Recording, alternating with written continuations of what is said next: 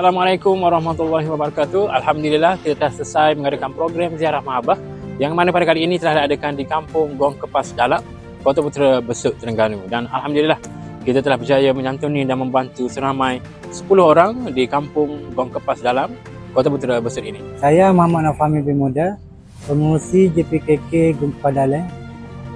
Terima kasih kepada Muslim Malaysia kerana prihatin menziarahi penduduk Kampung Gong Kepas Dalak pada hari ini. Terbaik Muslim Malaysia. Penerima yang pertama iaitu Puan Fatimah binti Muhammad Noor, seorang warga emas yang berumur 65 tahun, punya isteri rumah selama 5 orang. Beliau mengidap penyakit darah rendah sejak daripada 2 tahun yang lepas. Penerima yang kedua iaitu Encik Muhammad bin Muhammad Noor, seorang warga emas berumur 73 tahun.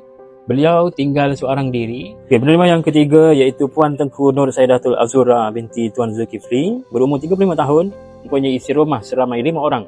Beliau mengidap penyakit saraf sejak daripada 6 tahun yang lepas dan suaminya hanya bekerja sebagai tukang rumah untuk menyara kehidupan mereka sekeluarga. Suaminya terpaksa menguruskan anak-anaknya sambil beliau bekerja disebabkan keadaan isterinya yang tidak mengizinkan. Penerima yang keempat iaitu Puan Ramlah binti Muhammad, seorang warga emas berumur 81 tahun, mempunyai isteri rumah seramai 3 orang. Beliau kini terlantar akibat diserang penyakit strok sejak 2 tahun yang lepas. Penerima yang kelima iaitu Puan Halimah binti Udin, seorang warga emas yang berumur 91 tahun, mempunyai isteri rumah seramai 11 orang.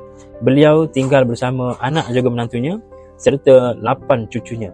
Penerima yang keenam iaitu Puan Sapinah binti Awang, seorang warga emas berumur 78 tahun, mempunyai isteri rumah seramai 3 orang. Beliau mengidap penyakit kecil manis dan juga buah pinggang. Penerima yang ketujuh iaitu Cik Sobariah binti Ahmad, berumur 60 tahun. Beliau tinggal seorang diri dan beliau hanya bekerja menyiang ikan dan juga ayam yang hanya bergaji RM25 sehari untuk menampung kehidupan beliau. Penerima yang ke-8 iaitu Puan Nur Faizah binti Ramli, berumur 38 tahun, mempunyai isteri rumah seramai 7 orang. Suami beliau hanya bekerja sebagai tukang rumah untuk menyara kehidupan anak-anaknya yang masih bersekolah seramai 3 orang dan juga anaknya yang baru dilahirkan. Penerima yang ke-9 iaitu Puan Masliza binti Mukhtar, berumur 42 tahun, mempunyai isteri rumah seramai 7 orang. Beliau suri rumah sepenuh masa dan suaminya hanya bekerja kampung untuk menyara kehidupan mereka, yang mana 4 orang anaknya masih bersekolah. Penerima yang terakhir iaitu penerima yang ke-10 iaitu Puan Nisa Dania binti Johari, berumur 29 tahun, mempunyai isteri rumah seramai 5 orang. Beliau merupakan suri rumah sepenuh masa, menjaga anaknya yang masih kecil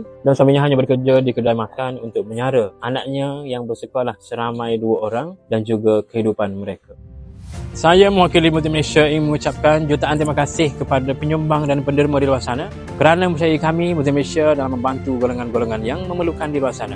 Jadi teruskanlah menyumbang kerana semoga anda mampu meringankan beban asnaf-asnaf yang memerlukan di luar sana. Janji Allah kepada hamba-Nya dalam surah Ar-Rahman ayat ke-60. Hal jazaa'ul ihsani illal ihsan. Tidak ada balasan kebaikan melainkan kebaikan jua. Jadi sekian sahaja daripada saya untuk program ziarah Mahabbah kali ini. Assalamualaikum dan terima kasih.